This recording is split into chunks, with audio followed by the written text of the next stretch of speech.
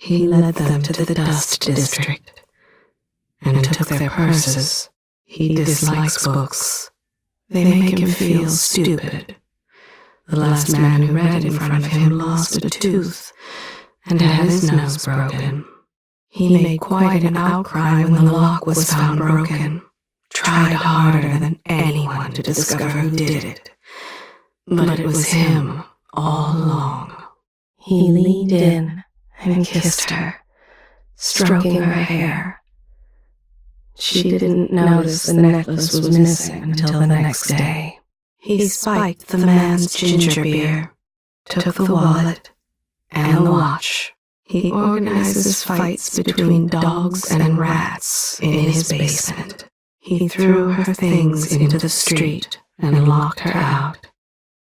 It was the month of ice. If the city was at peace, he'd join a gang, just so he could continue to fight and maim and kill.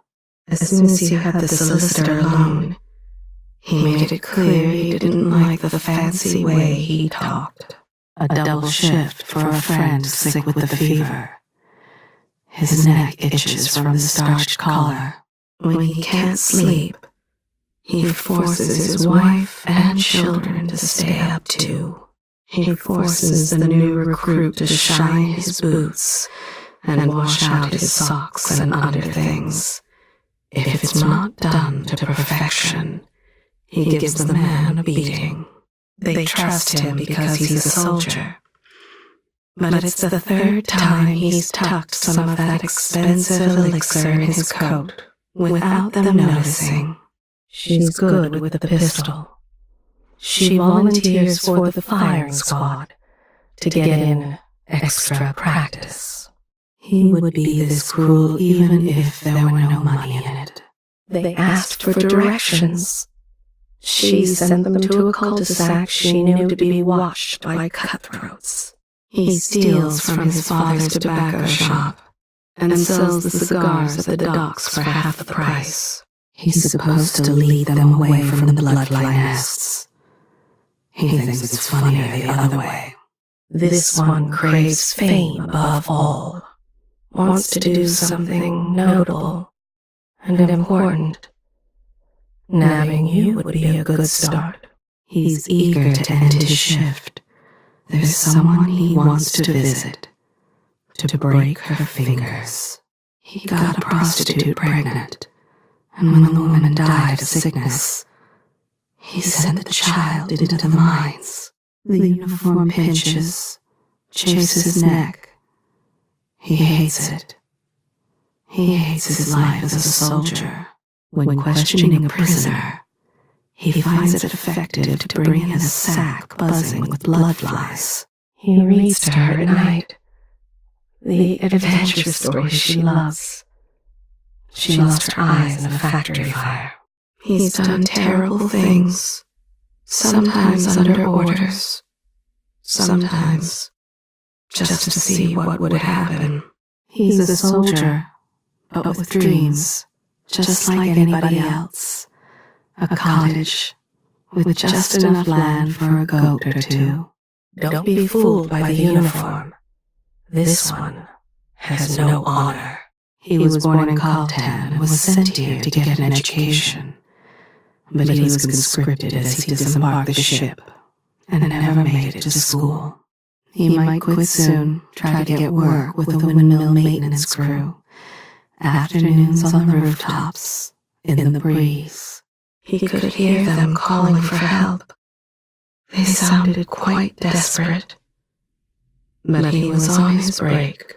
This man loves wielding power, dominating others. He won't hesitate to use that sword. Somehow she can always get them to follow her into the room, even when her uniform is already torn and bloody. He doesn't mind when they die in prison. He takes their shoes to the cobbler for a nice profit. He and his friends surrounded the lad, some unlucky youth from the academy, took his clothing, threw his books in the river, left him crying. She told the children she'd be right back. It's been 3 years. He doesn't think blood flies are as dangerous as everyone says. So, he doesn't bother putting up the warning posters they give him.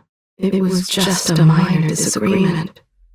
But he lashed out so fiercely, so suddenly. Now they know who he is. He buys them ale and promises a night they'll never forget. That's usually the last anyone ever sees of them. He thought it was strange they were begging him to help. But why would he help? He's the one who put them in the cage to begin with. He looks for the ones who seem innocent, whose faces don't yet show the weariness of the world. That's how he chooses. He had the solicitor draw up a new will, then forged her signature. Now he's just waiting for the old crone to choke on something. He found they all confess quickly when you put some old woman riddled with blood flies and mad with fever in the cell with them. He and his crew pushed the old barrister into the muck. He protested using all that fancy lawyer talk. They still laugh about it sometimes. He expects his dinner to be ready when he gets home. If it's not, he brings out the strap. Last week a woman started barking her wares too early and too close to his window. She'll recover, but 2 of her teeth are gone for good. She took this shift to cover for a friend. His gout is especially bad this evening. He told her he was sick of gazelle, but she served it anyway. Now, she's serving dinner with her arm in a sling. He yanked the jewel from her neck. It was the silver he was after. Watching her cry was a bonus. He targets men mostly. Their arrogance infuriates him. But he's buried women too. At the bakery, he puts sweets in his pockets when no one is looking. He's got a scheme going with several domestics who supply him with things he can sell on the black market. In return, he doesn't arrest them for stealing from their employers. The babe was born during the month of darkness. He abandoned them. The last thing he needed was a hungry little one to feed. He once chased a beggar girl across Karnaka for hours, until the child fell from a rooftop and broke her neck. He left the body to rot. He lets them go if they can come up with enough money.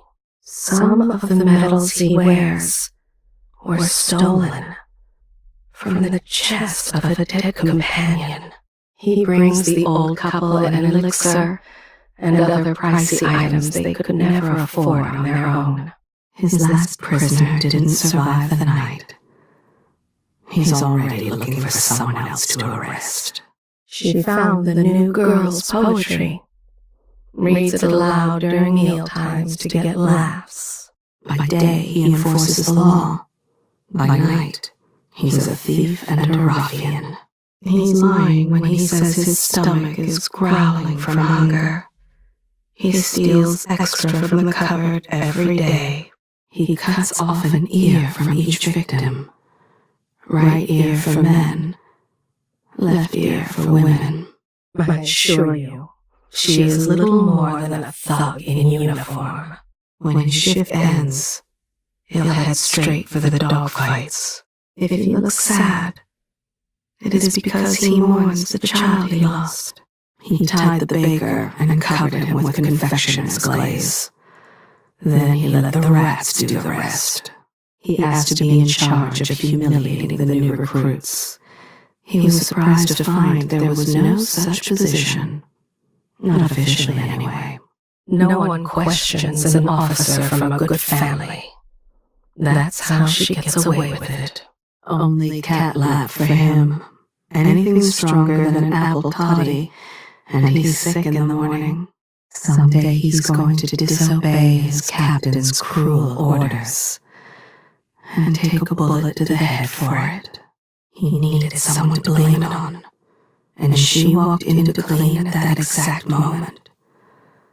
Now it looks like a lover's quarrel turned deadly. She only signed on as a soldier to avoid arrest in Tibia. They were friends since childhood. Her ship was lost at sea, and he still mourns. His regiment escorted some nobles to the opera. He could hear everything from the lobby where they waited. The aria in the third act brought him to tears. After looking everywhere, he still can't find the letter, the only thing he had from her.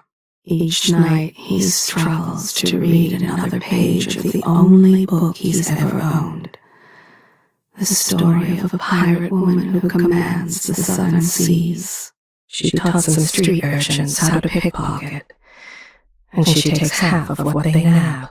He thought the whale was majestic and terrifying. A life at sea would have suited him. He found his job comes with certain benefits.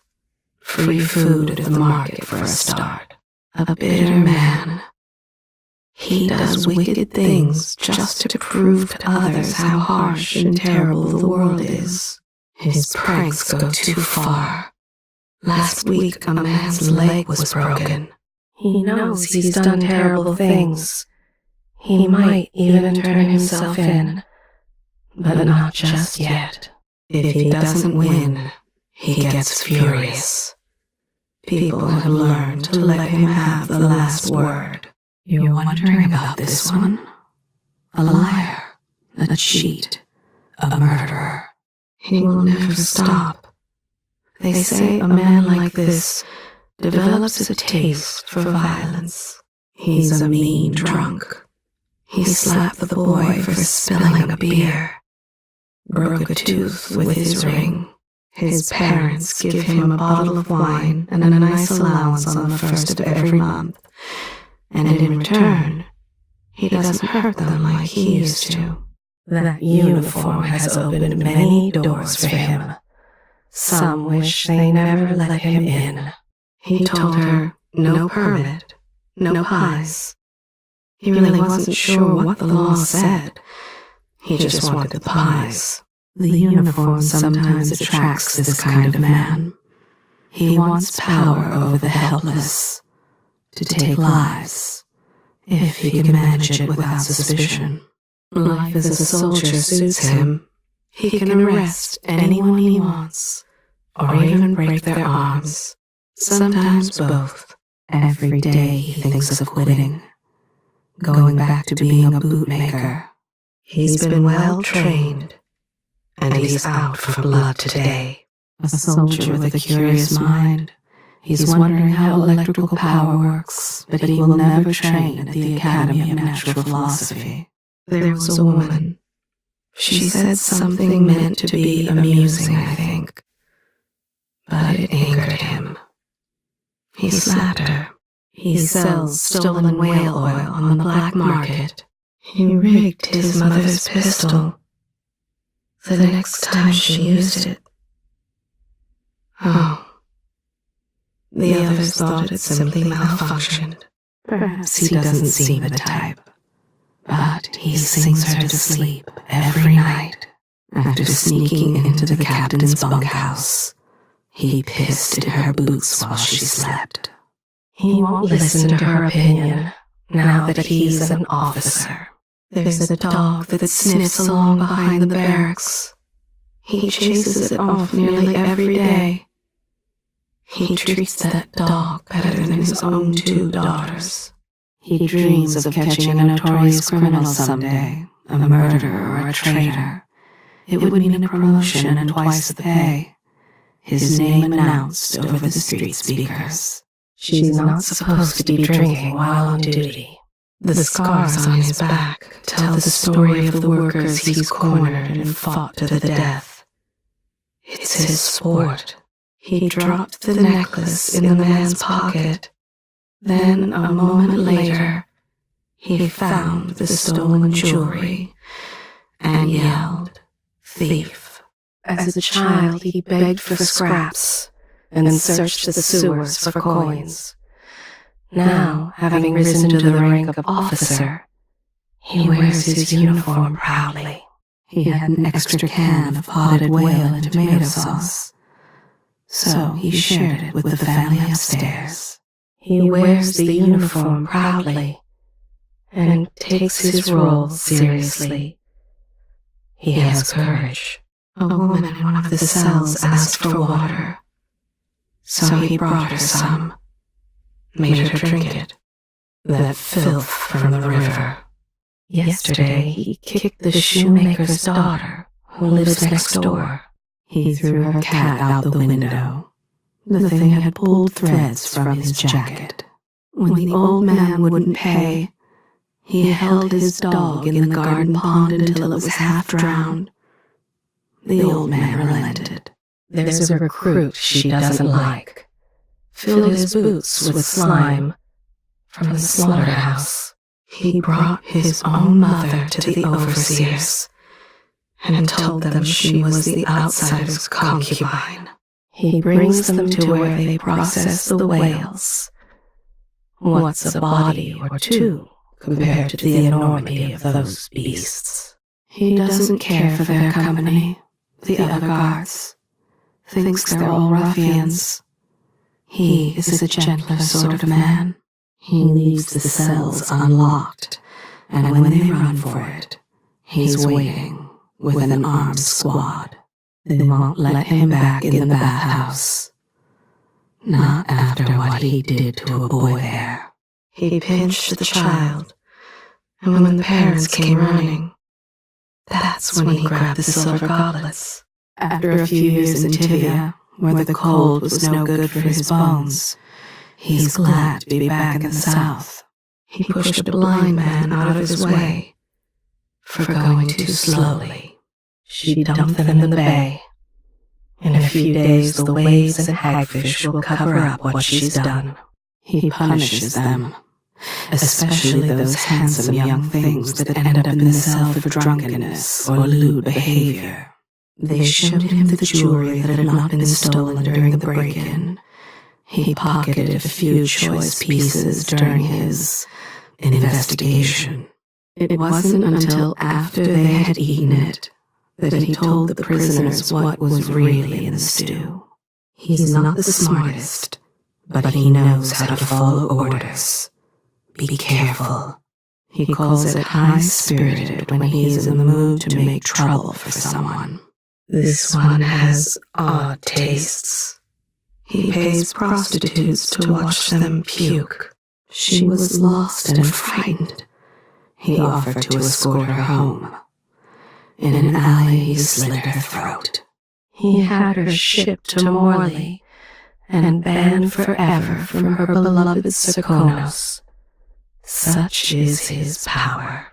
Years ago, he stole a uniform from a dead soldier, took the man's name, and shipped out for his assignment. Before that, he was a dock worker. She takes a little piece from each and keeps them in a special box. A bracelet, a watch, a toe. He cried when his baby girl made a drawing of him with blood on his jacket. He remembers the man had blue eyes, and his voice went very high just before he killed him. Yesterday, he wouldn't let the girl's parents through to her cell for a visit. They cowered in the closet as he ransacked their home, looking for things to sell on the black market. He told them he needed the case of Prosecco as evidence, also the gold goblets. He had words sent to his family in Redmore, saying that he had died in the line of duty. Now he can keep all his wages for himself. He takes a memento from each, a ring, a lock of hair, and an ear, a finger. On a night last week, he was supposed to cordon off an infested street and warn people about the blood flies, but he couldn't be bothered with so much work. He found her journal, reads a new page aloud every night at the dinner hour. She's asked for a transfer. He has an ongoing wager. If he can make a prisoner weep in under an hour, the others have to give him a coin each. They come to him when they want it done discreetly, when they want it to look like an accident. If a prisoner gets on his nerves, he makes them kill and eat a rat, from whiskers to tail. If he'd been sober, he might have saved the boy. He pushed a child into the sewer as he passed, for no reason I can see. He didn't even know the boy. He told them he'd carry the parcels for them, and that he did, right to his own apartment. She threw them into the fire, those papers he'd been working on with such dedication. At the last moment, she switched contracts. That's how she lucked into such a fine apartment. He knew the man worked on the rooftops on a windmill crew. It was almost too easy to stage the accident. No one's missed those two old crones. He bricked them up in the sewing room, easier than he thought. He put the two men in the same cell, knowing they tried to kill each other. He's friendly with the woman in charge of the manifests. When a shipment is due, he can take what he wants before it ever makes it onto some trader's ledger. After his shift, he runs a dice game. Of course it's rigged. He hates the drunkards, reeking of death and rum, just like his mother. He rolls them into the street and under the wheels of the carriages. The meals are meant for the prisoners, but he eats half of them himself. He believes the aristocrats are all corrupt. That's why he targets them in his sweeps. Her friend is dying. The doctors can do nothing for him. She brings him soup and trims his beard. He told them he was a cousin to the Duke. That's how he tricked them into handing him the satchel, trying to protect the boy. He lied when his son asked if he'd ever killed anyone. When they don't pay, he wrecks their carts, so they can see the value in his protection. He poisoned the meat. He was curious how long it would take them to die. The woman said she was from Tivia, but never specified which town.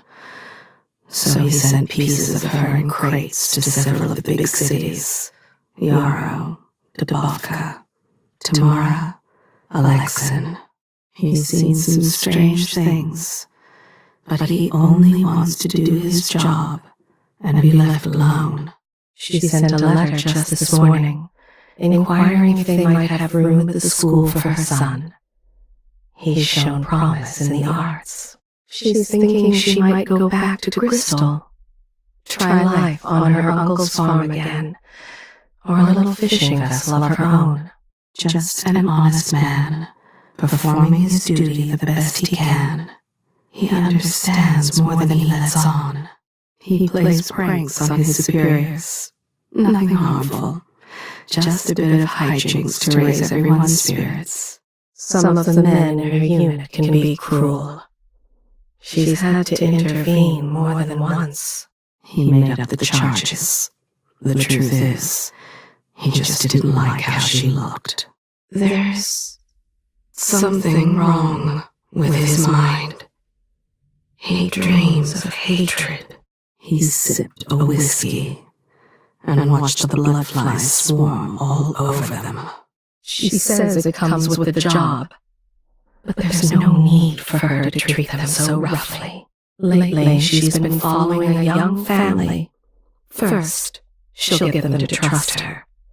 The uniform helps with that. An officer by day, a cutpurse by night. He once locked a squad mate in a blood fly-infested apartment out of jealousy. The man died a horrible death. There's no remorse for the harm he did. He feels people deserve what they get. He told his sister he'd send coin home to help her care for their parents. Just one lie among many. No one ever checks those old cells in the basement anymore. That's why he left them down there. He brags he got those scars fighting for the Empress. But in truth, they came from a drunken fall. She didn't earn those medals. She took them from the grave of an old admiral. It's the rich ladies she's after, the ones wearing silk and dainty hats. She loves their look of outrage when she tells them exactly what's about to happen. All he needs now is the solicitor's help to switch the real documents for the false ones. The beggars have to pay him rent to sleep in an alley beneath his apartment. He has a wife and 2 sons. They fish at the canal for eels and garbage, while he spends his pay on elder wine. He had a duplicate key made. There's a woman in a canning shop that does it. Now he can steal from the cupboard any time he wants. He taunts the prisoners with lies, tells them they are to be let go, or that they have a visitor. Her father needs medicine, but she spends all her money on a closet full of fancy boots and furs. She worked hard for her commission. She has more courage than most. He brings apples and bread to the blind man who sleeps near the waterfront. Reminds him of the brother he lost. He should be taking care of them, protecting them. But he... No. Don't make me see it. She has them turn out their pockets. Takes what she wants. Behavior one wouldn't expect from an officer. He crushed her fingers and told her she needed a permit to play the fiddle on street corners. She once attended an opera, in borrowed formal attire, of course. She'd give anything to hear another. He wants to try some new devices during interrogations. They'll find out the truth in half the time. Her daughter's a slip of a thing, with a turned foot. She waits at home, unable to sleep without a bedtime story. He's ashamed to hail from old Lambrow. He's made up a family tree from Potterstead. She claimed the child was his, wanted food. He pushed them both off the pier with rocks to weigh them down. He always makes sure he's kissing them as he opens the door, then playfully pushes them in before they see what's in the room. They always fall for it. Office workers he hates most of all.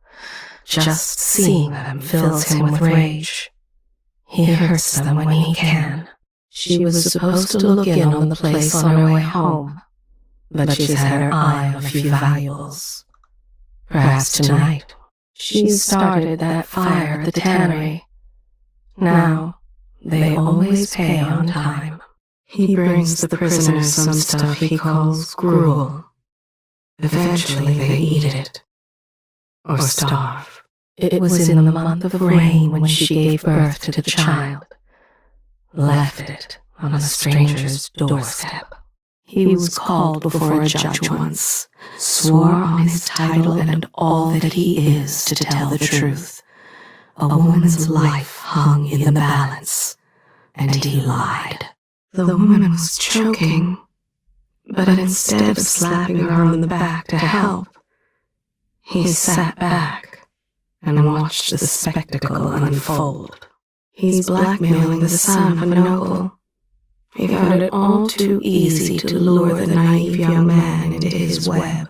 He took away her precious books, tossed them in the sewer. She took her own life the next day.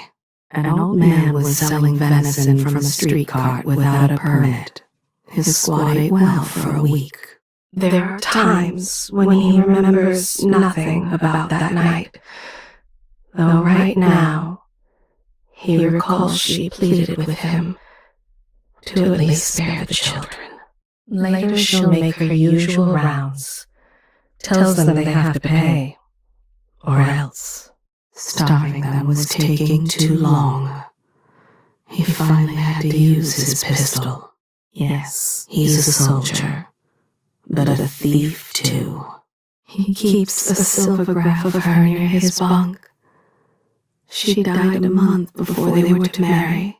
She remembers what the girl was wearing, a blue dress with embroidered roses, all ruined when she cut her open. When he arrived for his assignment, they treated the prisoners terribly. He put a stop to it. He takes money to tell false stories to the magistrate. He could have left Karnaka, but he stayed, trying to maintain some semblance of order. He follows the orders that suit him. If he gets a better offer, he'll take money over duty every time. The things he's seen, the things he's had to do under orders, it haunts him. He has nightmares. He's worked it out that he'll get paid whether the prisoners live or die. But if they die, there's more food to go around. He follows orders, even the ones that keep him awake at night. He promised to get the boy home. It wasn't exactly a lie. He never said to which home he'd be taken. She held out her foot just enough to trip the old woman without anyone noticing. He trades in embarrassing secrets. Everyone thinks guards don't have eyes and ears, but they do. He gives part of his rations to those two street urchins.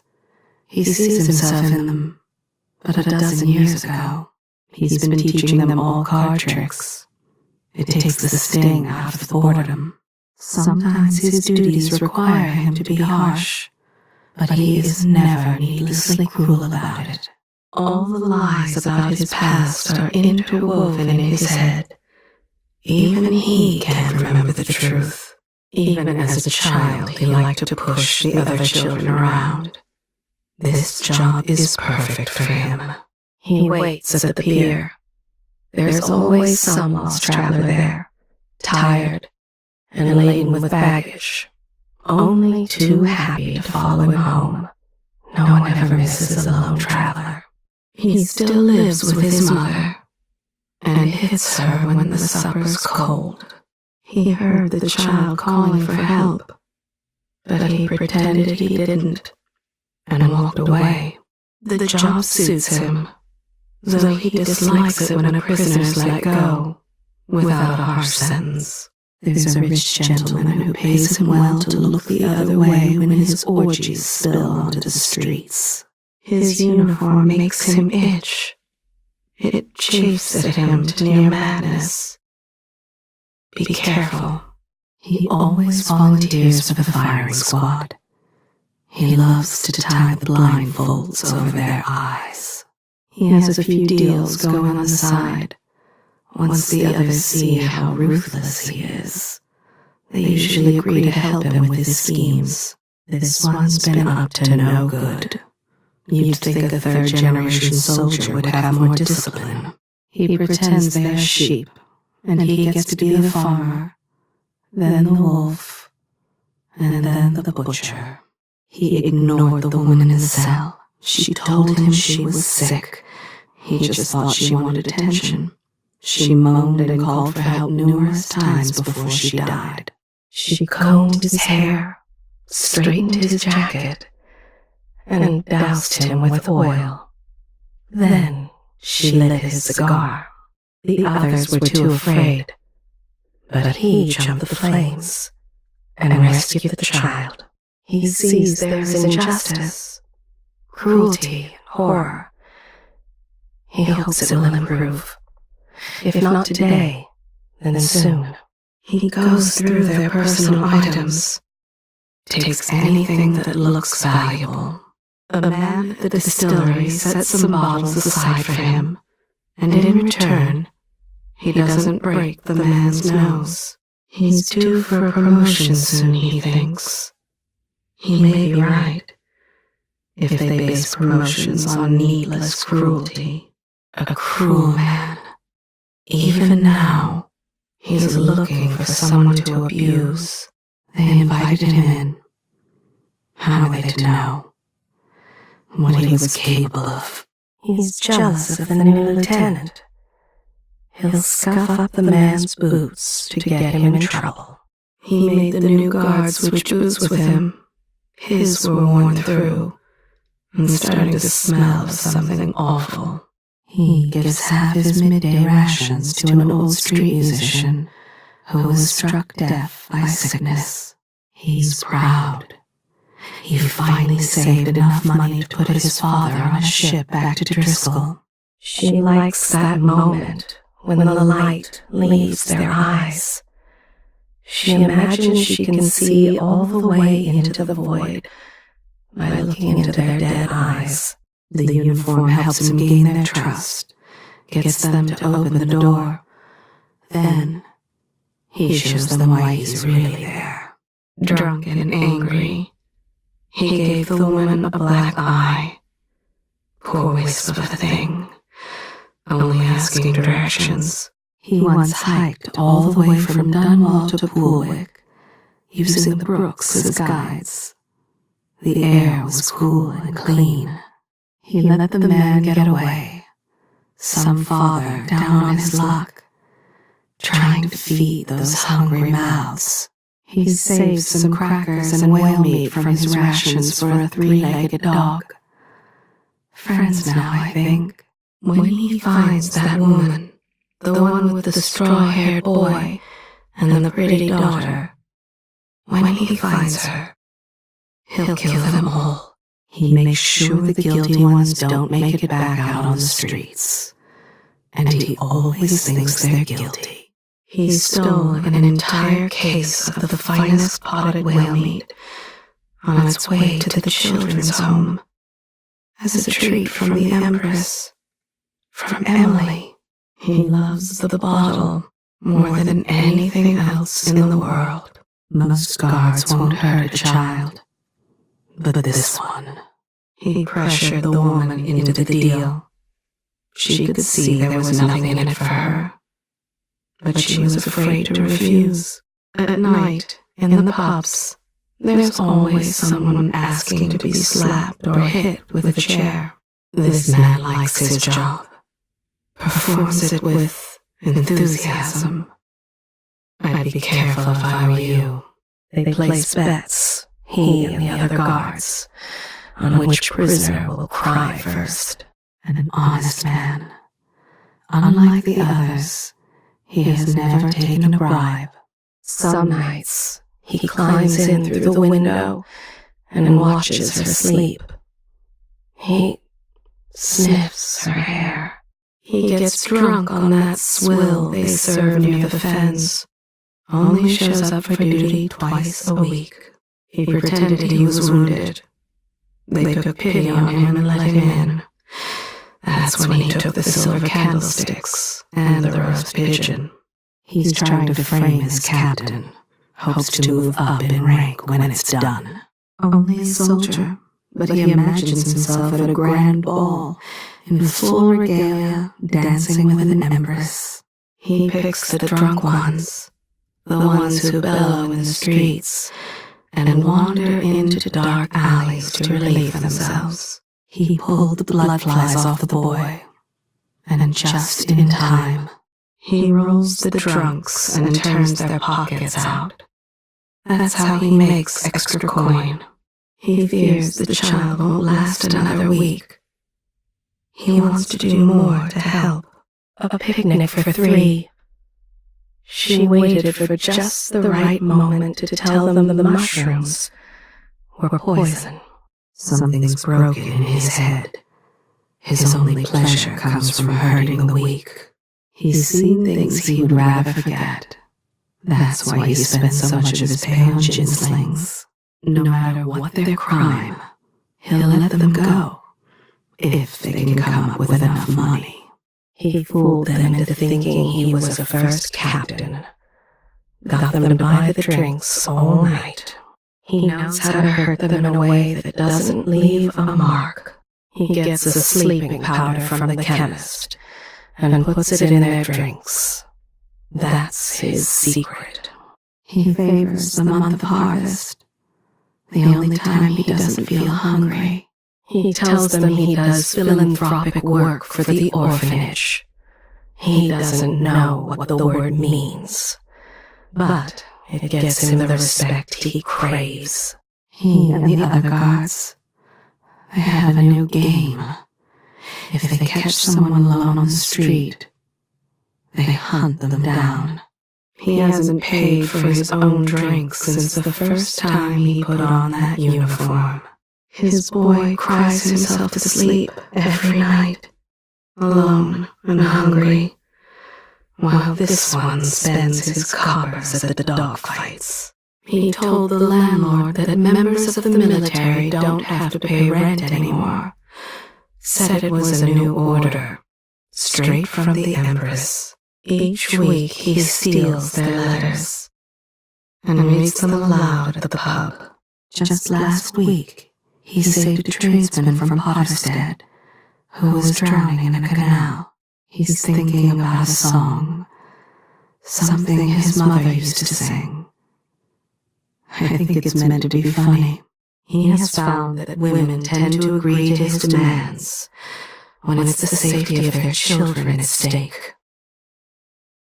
He grows bold. His last victim was in the daylight. A crowded street. She knows what they want her to do. An extra coin here and there, and no one the wiser. But she refuses. She is jealous her cousin did so well at school. She tells everyone his credentials were bought. He's hid them from her. The letters from home that she waits for so desperately. He stole the livery girl's journal. He's jealous she can write so well, so he mocks her at every opportunity. She was happy once, not so long ago, but it's all wrong now. Something to do with her youngest. He knew it was the truth, but he called her a liar to save face. She visits his grave every evening, sweeps away spiderwebs and dirt, and tells him about her day. It wasn't true what she told them, that she was soliciting donations to buy cakes for orphans. She told them hagfish was all there was to eat. They don't know she set aside a whole case of preserved whale just for herself. He always has a kind word for her.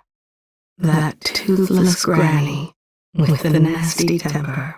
She's eager to brag to her friends about how her family's clockwork soldier sent the old gardener into seizures. She told the overseer she'd witnessed the woman chanting spells and dancing strangely.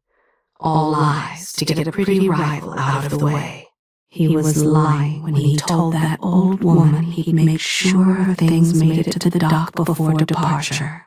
There was a girl starving in the street, her eyes like glass. He held the bread out to her, then snatched it away and ate it in front of her. The last time he beat her, she nearly died.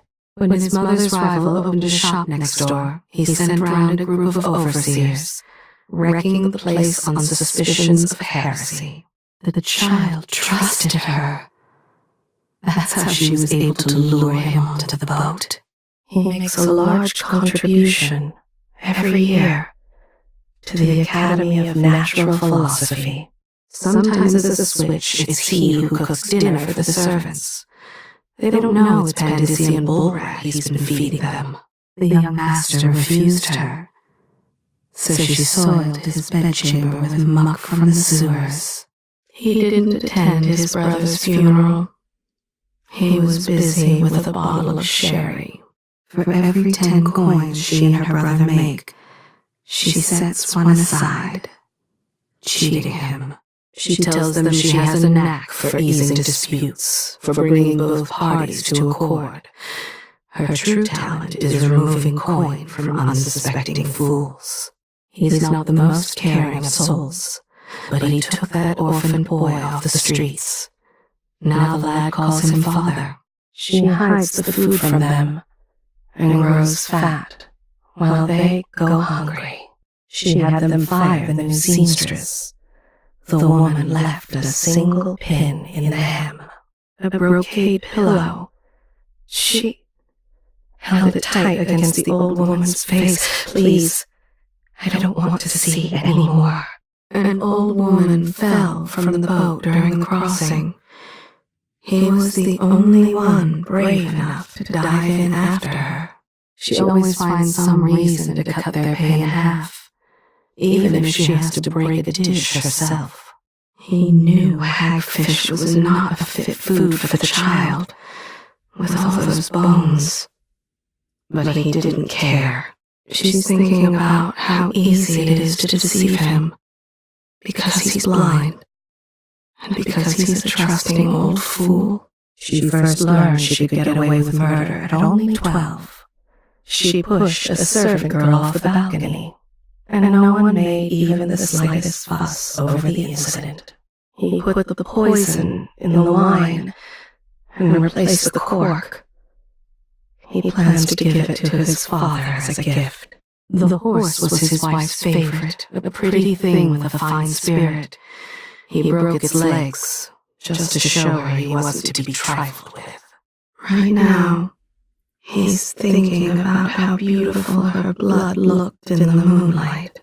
She's convinced herself they deserve all the terrible things she's about to do. The bodies are still there. No one has yet to find them, even after the clues he's left. It amuses him. It was her birthday. She smiled and raised her glass. They didn't know she had tampered with the wine. She fed them tainted meat and pretended to be surprised when they felt ill after the meal. He set the trap. Of course they went for it. Children are always hungry. She threw his collection of silvergrass onto the street, under the wheels of a passing carriage. She dragged 2 men from the building before it collapsed. Smoke choking her, and the heat. Where she found the strength, she does not know. She pulled the scarf until he stopped moving. That pockmarked little cousin of hers was going to tell the headmaster everything. He knew she wanted to make a good impression at the dinner. He spiked her wine, and she fell asleep in her mashed potatoes and gravy. He didn't attend his father's funeral. He was too busy at the card table.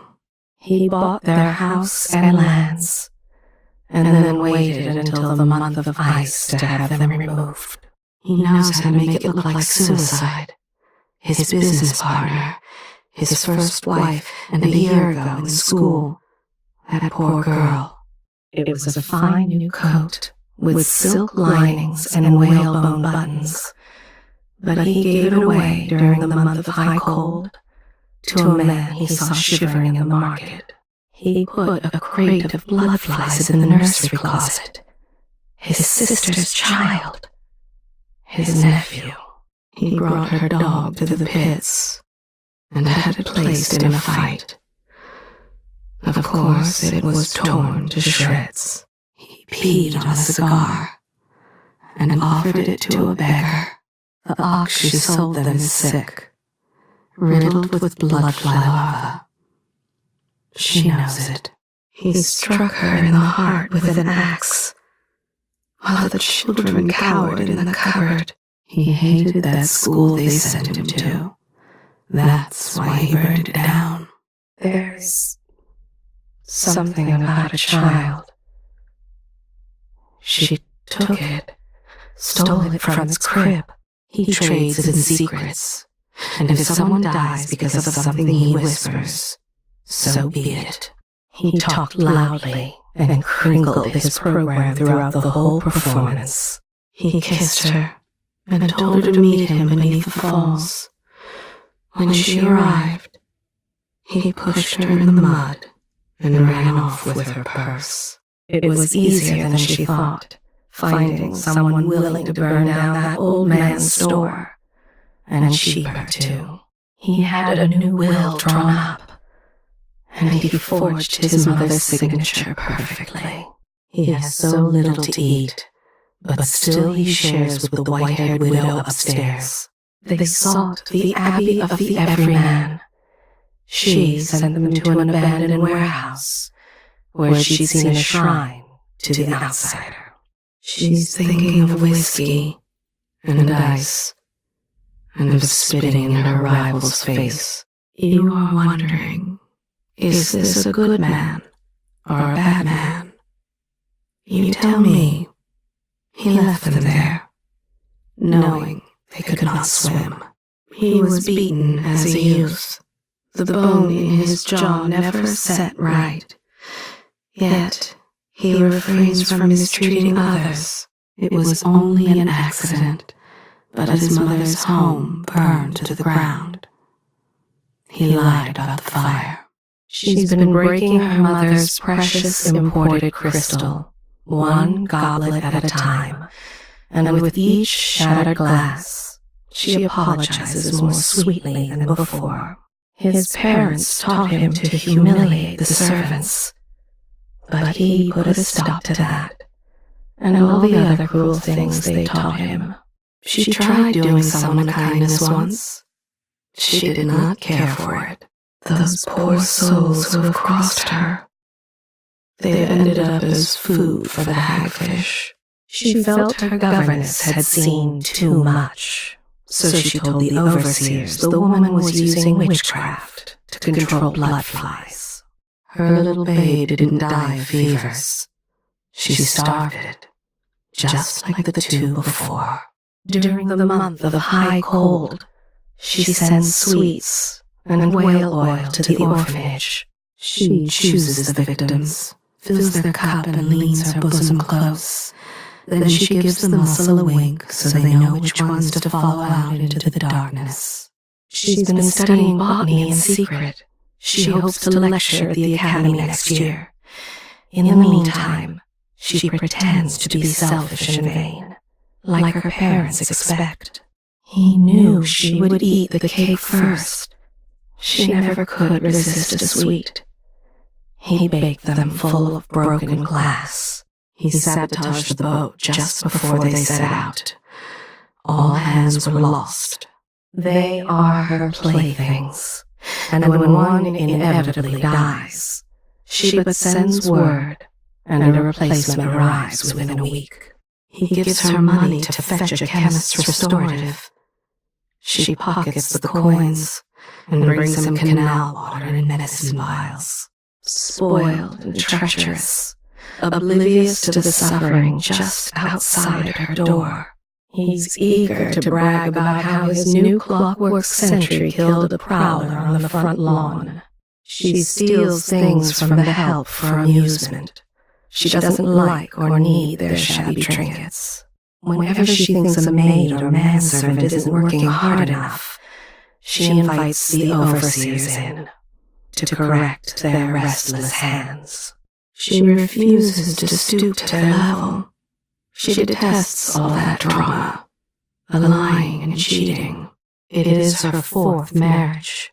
She waits for just the right moment to poison this buffoon, just like she did the others. She was easily rid of the third husband. She simply told the overseers he'd been speaking aloud in his sleep, to the outsider himself. He grows angry if the servants talk back, even angrier if he thinks they're right. She tore up the portraits of his parents. They are taken in by her charms. Later they find out she's corrupt. She is devoted to the old man. He used his considerable influence to have her business boarded up for good. She's cheating them, one coin at a time, so they don't notice. He once took money to wreck a solicitor's office, enough to get himself good and drunk for a night. He took her books and made her watch while he burned them. He was tired of listening to her constant practice for the month of songs. So on the last day of clans, he paid a man to cut out her tongue. Of course he did it. There were scratches on his face, his shirt torn. But his family has influence, so everyone looks the other way. He got them to fire that pretty governess. He enjoyed watching the woman fall to drinking and crime. Before the duel, she gave him one last kiss and handed him the pistol, the one she had loaded with ash. The woman pulled him from the gutters, gave him clean clothes and a job. Now he plans to get rid of her and run the place himself. She's thinking about that kindly old couple. She thinks they may have seen her that night. She'll find out, one way or another. He confided in his friend how it is he wins so often at dice, but then he feared the man would tell, so he forced him to leave town. She told the overseer she suspected her stepdaughter was a witch. She smiled when they took the poor girl away. She hires the pretty ones. It's a game to her, and she always wins. Yes, he visits their graves, but only to piss on them, then brag about what a devoted son he is. She only kissed the girl to make her lover jealous. Now, she has them both at her feet. His business was hanging by a thread until things got back just 5 years ago. Before he was ruined, he snatched so many young boys and forced them to work down in the mines. She beat her younger sister, but it's only what she learned from her mother's own cruel hands. She has the spirit of an adventurer, longs to join the brave souls who explore the far reaches of Pandysia. But it will never be. He could easily afford all the medicine she needs, but he's developed a taste for sangaree and sherry cobblers. When the Grand Guard came searching, he risked everything to hide the child until they were gone. He's surprised how little money it takes to have the guards ignore his activities. He'd happily pay much more. He told his partner it was another slow week. Then he stashed the profits in his usual hiding spot. She never opens the letters she gets from her cousin. Now that his fortunes are reduced, there's no point in reading what he has to say. He took the two in, gave them the first real home they'd ever known. She remembers his eyes, and that it was the month of darkness, and that he begged for mercy, just like she wanted. She only gives cures to those who pay full price. The others get vials cut with turpentine.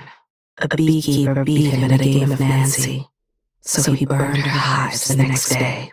There was a dispute. It would have ended in tragedy, but he stepped between them and helped settle the quarrel without bloodshed. All it took was one little lie whispered in the right ear, and the overseers came within the hour to drag his rival away. She got her cousin to write a note, a pretend note, she told him, saying he was in despair and would take his own life. She placed bloody handprints on his door, and then notified the authorities of what she'd found. She told the overseers her brother was a witch, even showed them some spells he had hastily scratched in his journal. They took him away. She has no use for riches. She has her family, a place to sleep, and mutton once a month, and that's more than most. At the chemist shop, when no one's looking, she slides a bottle of elixir into her purse. For a month, she had them convinced she was their niece, just off the boat from Alba, until they learned their niece's boat had gone down in a storm. He's remembering her smile, Some might say he is sentimental. He cares for her still. Turpentine and river crust, the only two ingredients in the cure he sold to those desperate parents. She told them the crown killer takes naughty children like them away forever. Indiscreet is too polite a term for this blatherskate. When the little ones grow fearful in the night, she soothes them with stories and a bit of honey wine. She told the chemist she had a rat problem. A fine white powder.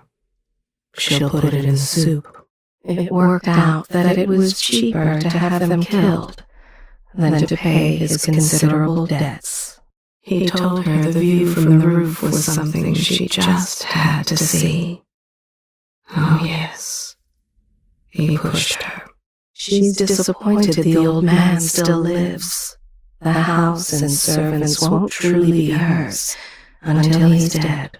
He stayed with her to the end, held her hand, talked of happier times and the life they shared. He squandered his parents' fortune on cards, playing Nancy. Now he's moved on to his wife's money.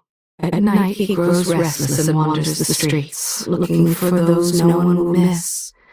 He uses his hands around their necks. At night she reads to the girl. Adventures at sea, a prince under a spell, or sometimes the strictures.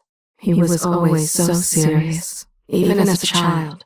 Perhaps that's why he cares for her so. She's the only one who can make him smile. They tried to kill her once, but she is strong. He knows that children make the trinkets he sells, children snatched off the streets, locked in basements with little hope or light. He knows, and does nothing. She refused the bribe and sent them away. Honesty, integrity, these are more important to her than money. He arranged for the woman's family to be sealed in the mines. No one insults him and gets away with it. She lied when she told the girl it would just be the one time. She knew the girl would spend the rest of her life in the brothels. He's on his fourth business partner. The others have all been arrested under strange circumstances. Only he knows the truth. She feeds scraps to the cats that live under the bridge. She hates to think of them starving. He keeps his servants near starving, under the belief that they work harder that way. She doesn't beat her servants as she was taught. Instead, she brings them dainties from the bakery and pays them on time. She put cat bones under his pillow and told the overseers he was making charms out of women's fingers. He's thinking since gifts and flowers didn't work, he'll have to resort to violence. Don't be too quick to judge her. She is trying her best. Even if she stumbles sometimes. There was a school. The headmistress pressed him to better himself. He spit in the woman's tea before he quit. She baked their cat into a pie and brought it to them. She called it a little peace offering. She called him a petty fogger. So he wrote a letter to her employer. Now she lives on the streets and eats from the trash. She tells the children it's just tea, and after they're asleep, they're put on boats bound for Morley. She sings to get through the day. Merry songs, like the fishermen sing when a good breeze fills the sails. She took down the warning posters to see if it was true about the bloodflies. It gives her pleasure, thinking about that look on her brother's face the night she betrayed him. With rouged lips she makes promises to the wounded soldiers, but it's death they find in her chamber. She gave the overseers many names, mostly innocence. The coin was just too good for her to pass up. He tries to keep his daughters safe from dust and bloodflies, safe from evildoers. He dreams of what the city could be. She forbids her servants from leaving the house or her employment. Ever.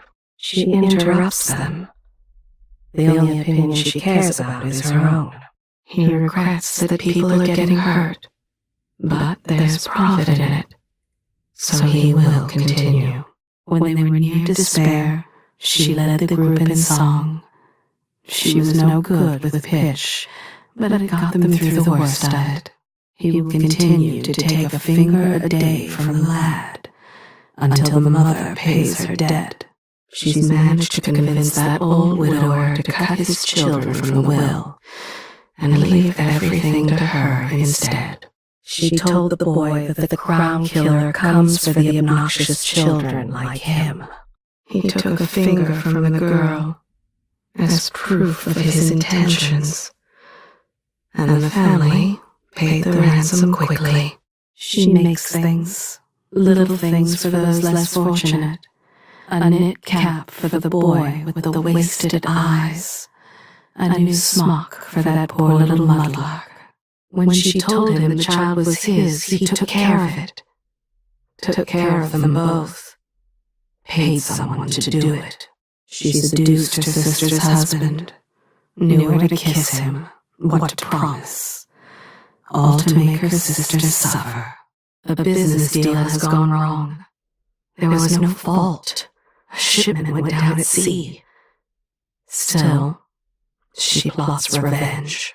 She tries to keep the block free from blood flies. She's seen firsthand what they can do to a person. For 3 days she brought water and held cool cloths to his forehead, until finally the fevers lifted. He tried to kiss her, but she turned her head and told him to gargle out his putrid breath first.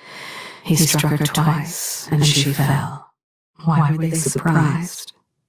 She told them she'd trade her only child for a good bottle and a place to sleep.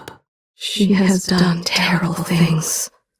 To look in her soul, sift through her memories. You ask too much.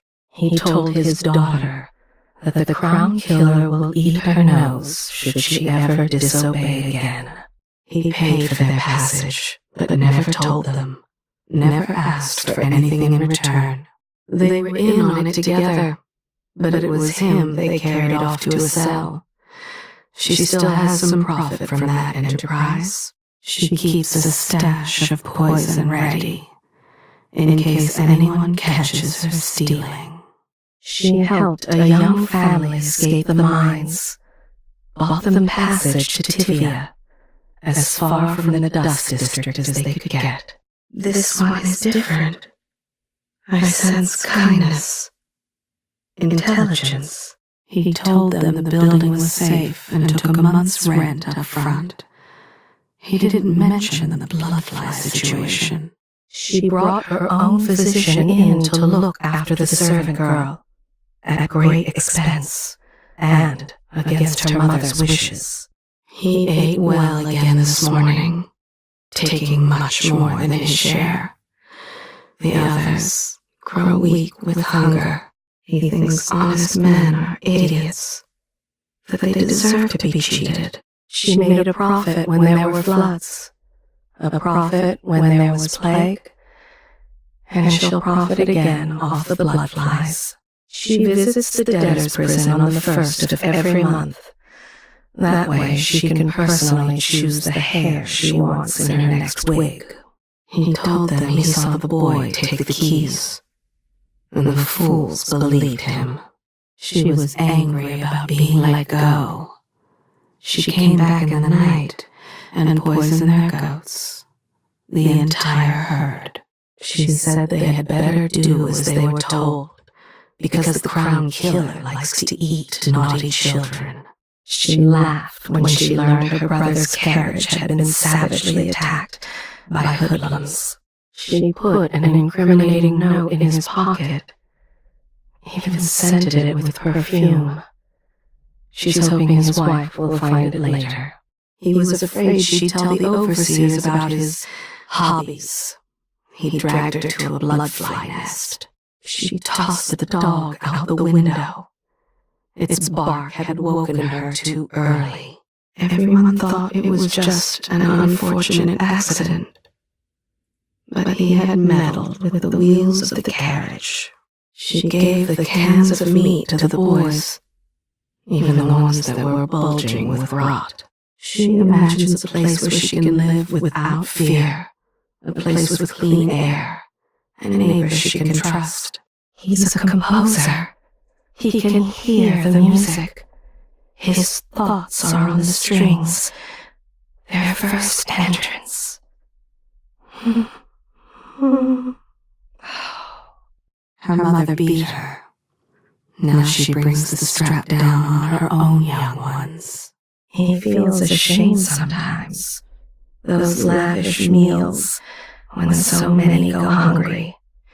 He brings the servants the leftovers and sits with them, talking while they eat.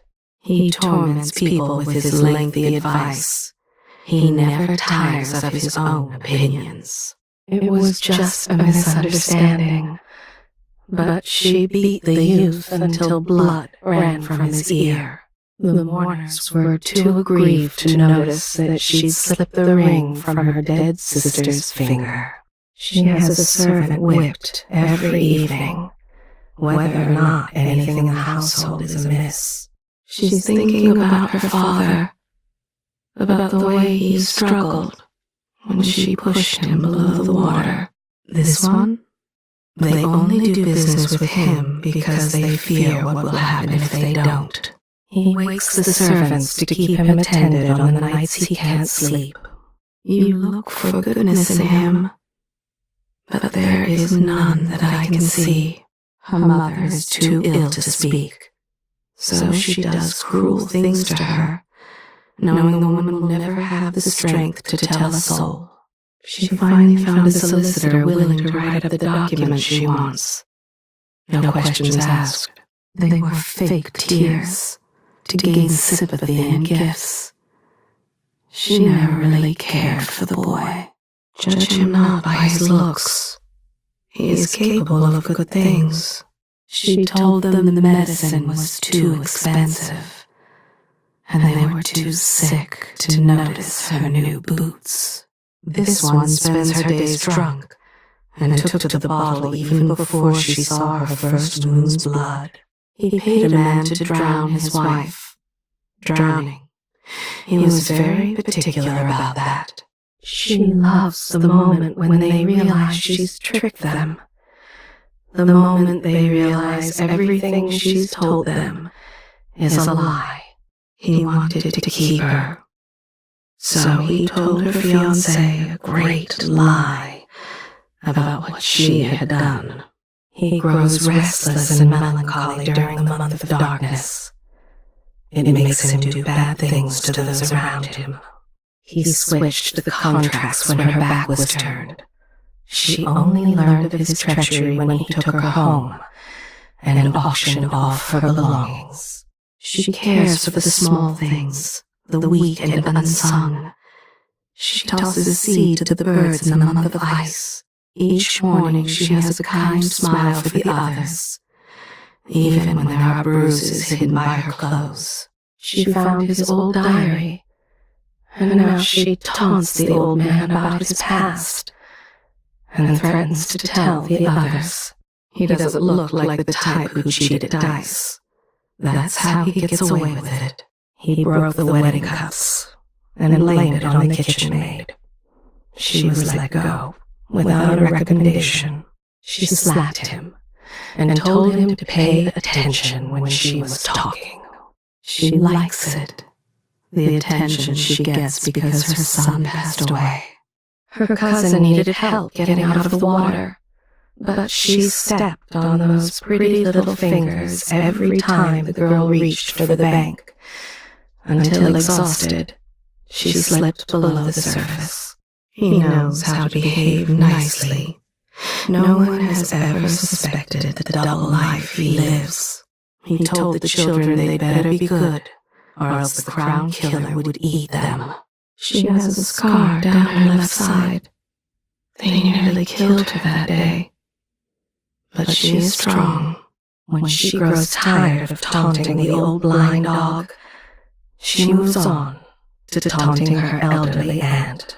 Her house is not so large that she needs servants.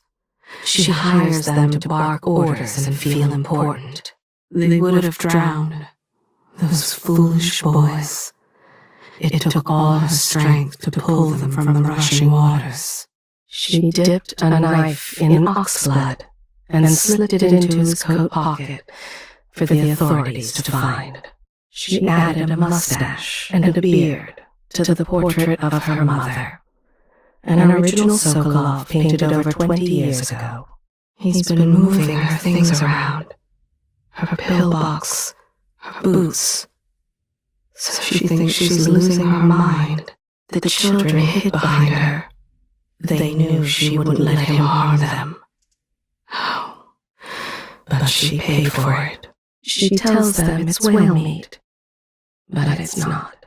She slammed the door at just the right moment to catch his fingers as it snapped shut. When he's deep down in his cups, sometimes he forgets to come home and feed them. He told her the crown killer would murder her in her sleep if she didn't do as she was told. She knows many poisons: mandragora, arsenic, nux vomica. And how much to use to make it look like heart failure or brain fever. He is lonely, but only because he threw them out onto the street. She told them she was a doctor, as good as any, with an office and fancy gadgets. She said she'd cure their son for half the price.